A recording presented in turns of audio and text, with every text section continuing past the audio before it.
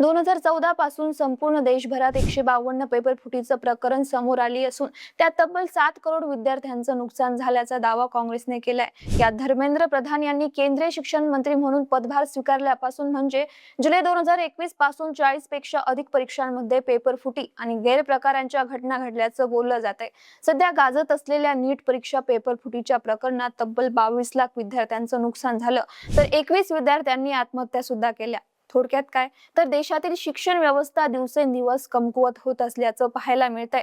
या व्यवस्थेत बदल होणं आवश्यक आहे आणि त्याची सुरुवात केंद्रीय शिक्षण मंत्री धर्मेंद्र प्रधान यांच्या राजीनाम्यापासून व्हावी, अशी प्रमुख मागणी दिल्लीतील जंतर मंतर येथे सुरू असलेल्या सीजेपीच्या आंदोलनातून पुढे येते। अर्थात आता हे केवळ सीजेपीचं आंदोलन राहिलेलं नसून याला जन आंदोलनाचं स्वरूप प्राप्त झालंय। त्या ठिकाणी विद्यार्थ्यांवर झालेल्या अमानुष लाठीचार्जमुळे आता या आंदोलनात विरोधी पक्षांसह सामान्य जनता देखील सहभागी होऊ लागलीये। धर्मेंद्र प्रधान यांच्या राजीनाम्यासाठी केंद्रातील मोदी सरकारवरील दबाव दिवसेंदिवस वाढत चाललाय। सरकारची बदनामी होतीये, हे हुकुमशाही सरकार असल्याचा गंभीर आरोप केले जात आहे। पण एवढं सगळं होत असताना पंतप्रधान नरेंद्र मोदी धर्मेंद्र प्रधानांचा राजीनामा का घेत नाहीये असा प्रश्न सातत्याने विचारला जातोय। त्यामुळे या पाठीमागे नेमकी कोणती कारणे आहे, भाजपाची रणनीती काय आहे आणि धर्मेंद्र प्रधान नेमके कोण आहे, तेच या व्हिडिओच्या माध्यमातून समजून घेऊया। नमस्कार, मी गीतांजली आणि आपण पाहत आहात दे दणका।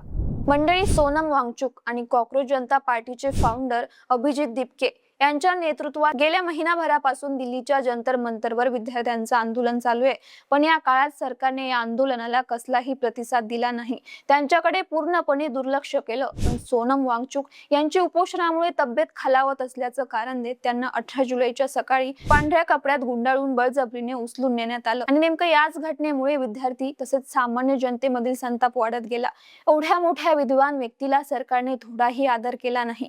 20 दिवस त्यांच्याकडे फिरकले नाही। पंतप्रधान नरेंद्र मोदी सोडा, पण शिक्षण मंत्री धर्मेंद्र प्रधान किंवा इतर कोणत्याही मंत्री आंदोलनस्थळी गेले नाही। बरं, सरकारने त्यांचं साधं शिष्टमंडळ देखील चर्चेसाठी पाठवलं नाही। जर असं काही घडलं असतं, आंदोलकांच्या मागण्या समजून घेतल्या असत्या, त्यांना काहीतरी आश्वासन दिलं असतं, तर आज एवढं मोठं जन आंदोलन कदाचित उभंच राहिलं नसतं। पण सरकारने चर्चेऐवजी दडपशाहीचा मार्ग स्वीकारला, असंच पाहायला मिळतंय। बरे, एवढी टोकाची भूमिका घेण्यापेक्षा मोदी सरकार धर्मेंद्र प्रधान यांचा राजीनामा का घेत नाहीये असा प्रश्न सारखा विचारला जातोय। तर मंडळी, प्रधान यांचा राजीनामा न घेण्यामागची काही कारणं आणि भाजपाची धक्कादायक रणनीती आहे। मंडळी, धर्मेंद्र प्रधान हे पंतप्रधान नरेंद्र मोदी यांचे अतिशय जवळचे विश्वासू मानले जातात। प्रधान हे ओडिशा राज्यातील असून ते भाजप पक्षात बाहेरून आलेले नाही, तर ते मूळ भाजपाचेच आहे। भाजपची विद्यार्थी संघटना अखिल भारतीय विद्यार्थी परिषदेतून त्यांनी आपल्या राजकीय कारकिर्दीला सुरुवात केली आणि नंतर भाजप युवा मोर्चाचे अध्यक्ष देखील झाले।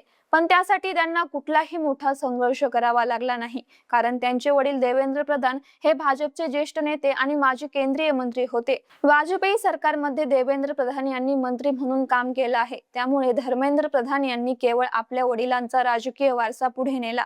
आता गेल्या 12 वर्षांपासून ते मोदींच्या मंत्रिमंडळात आहे। त्यांच्यावर RSS म्हणजेच राष्ट्रीय स्वयंसेवक संघाची मोठी मेहरबानी असल्याचं बोललं जातंय। देशभरातील संघ परिवार, विद्यार्थी संघटना, भाजपाच्या संघटनात्मक कार्यकारिणीवर त्यांची मजबूत पकड आहे। स्थानिक पातळीपासून ते दिल्लीपर्यंत त्यांचा दबदबा आहे।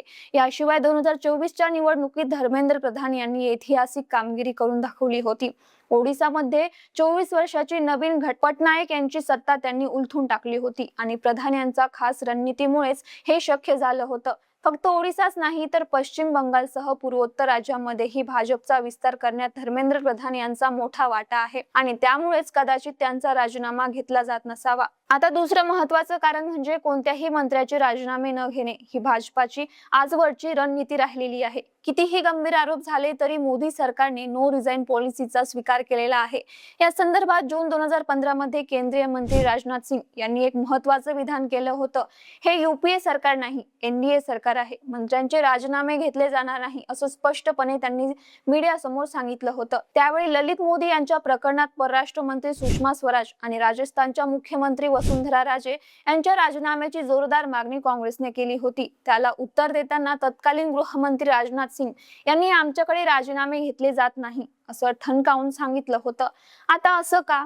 तर काँग्रेसच्या नेतृत्वातील युपीए सरकारमध्ये भाजपने कित्येक मंत्र्यांचे राजीनामे घेतले होते, त्यामुळे याचा मोठा फटका काँग्रेसला बसला होता. युपीए सरकारची सातत्याने बदनामी झाल्याने 2014ला काँग्रेसला सत्ताही गमवावी लागली. त्यामुळे मोदी सरकार त्यांच्या मंत्र्यांचे राजीनामे घेत नाही. कारण आज एका मंत्र्याचा राजीनामा झाला तर उद्या पुन्हा दुसऱ्या मंत्र्याचा राजीनामा विरोधक मागू शकतात. काँग्रेस सरकारच्या काळात भाजपने नेमकं हेच केलं होतं, पण आता त्यांना त्यांच्या काळात हे होऊ द्यायचं नाहीये. भाजप सरकार कोणत्याही परिस्थितीत दबावाला बळी पडत नाही. आंदोलन कुठलंही असो त्याकडे दुर्लक्ष केलं जातं. कॉक्रोच जनता पार्टीच्या आंदोलनात तर केंद्र सरकारने साधी चर्चाही घडवून आणली नाही. कारण आज एका मुद्द्यावर चर्चा केली तर उद्या परत दुसऱ्या मुद्द्यावर चर्चा करावी लागेल, पुन्हा तिसऱ्या मुद्द्यावर, असे एक ना एक अनेक मुद्दे देशभरात चर्चेत आहेत. त्यामुळे आज सीजेपीच्या आंदोलनाला प्रतिसाद दिला तर उद्या वेगवेगळ्या मुद्द्यांच्या आधारे लोक आंदोलन करतील. उदाहरणार्थ E20 पेट्रोलच्या मुद्द्यावरून सध्या जनतेमध्ये संताप आहे. इथेनॉल मिश्रित पेट्रोलमुळे गाड्यांचं नुकसान होत असल्याचं अनेक तक्रारी समोर येत आहे. नितीन गडकरी, हरदीप सिंग या मंत्र्यांवर जनतेचा रोष वाढतोय. त्यामुळे कोणत्याही दबावाला बळी न पडता जंतर मंतरवरील विद्यार्थ्यांचं आंदोलन आधी मोठं होऊ दिलं आणि नंतर मोडीत काढण्यासाठी प्रयत्न चालू केला, जेणेकरून पुढे इतर मुद्द्यांवरून आंदोलन करण्याचा विचार लोक करणार नाही. पण भाजपची ही भूमिका भारतासारख्या मोठ्या लोकशाही देशात योग्य नसल्याचं बोललं जात आहे. थोडक्यात युपीए सरकारने केलेल्या चुका भाजपाला करायच्या नाही. त्यामुळे धर्मेंद्र प्रधान यांचा राजीनामा घेतला जात नाही. आता तिसरं महत्वाचं कारण म्हणजे मोदी सरकारचा इगो. आम्ही कुठल्याही परिस्थितीत कुणासमोरही अजिबात झुकणार नाही, हा ऍटिट्यूड भाजपाच्या वरिष्ठ नेत्यांचा राहिलाय. कारण जर धर्मेंद्र प्रधान यांचा राजीनामा घेतला किंवा खाते बदल केला तर जनतेमध्ये वेगळा संदेश जाऊ शकतो. मोदी सरकार घाबरले आणि जनतेचा किंवा विरोधी पक्षांच्या दबावापुढे झुकले असं चित्र निर्माण होईल. तसेच प्रधान यांचा राजीनामा विरोधी पक्षासाठी मोठा विजय ठरेल. विरोधी पक्ष या मुद्द्याचं राजकारण करून सरकारला कोंडीत पकडतील, तर राष्ट्रीय स्वयंसेवक संघ, एबीव्हीपी, भाजप आणि स्वतः नरेंद्र मोदी यांच्यासाठी सुद्धा हा मोठा झटका मानला जाईल. मोदी सरकारच्या प्रतिमेला तडा जायला या राजीनाम्यापासून सुरुवात होईल. याशिवाय मोदी सरकारमधील इतर मंत्र्यांवर आरोप होऊनही त्यांच्यापैकी एकाचाही राजीनामा झालेला नाहीये. आता प्रधान यांचा राजीनामा झाल्यास आपल्यावर अन्याय केल्याची भावना धर्मेंद्र प्रधान यांच्या मनात निर्माण होऊ शकते. आणि सगळ्यात महत्वाची गोष्ट म्हणजे सध्या कुठेही निवडणूक नाही, त्यामुळे मोदी सरकार बिनधास्त आहे. जर निवडणूक असतीच तर भाजपाने राजीनाम्याचा विषय सोडून किमान आंदोलकांशी चर्चा तरी केली असती. त्यांच्या स्टेजवर जाऊन मागण्या स्वीकारल्या असत्या, त्यावर काहीतरी आश्वासन दिलं असतं आणि शांततेत ते आंदोलन संपवलं असतं. बाकी केंद्रीय शिक्षण मंत्री धर्मेंद्र प्रधान यांचा राजीनामा का होत नसेल या संदर्भात तुम्हाला नेमकं काय वाटतं? आणि राजीनामा न घेण्याच्या भाजपाच्या या रणनीतीबद्दल देखील तुमच्या काही प्रतिक्रिया असतील तर आम्हाला व्हिडिओच्या कमेंट बॉक्समध्ये नक्की कळवा.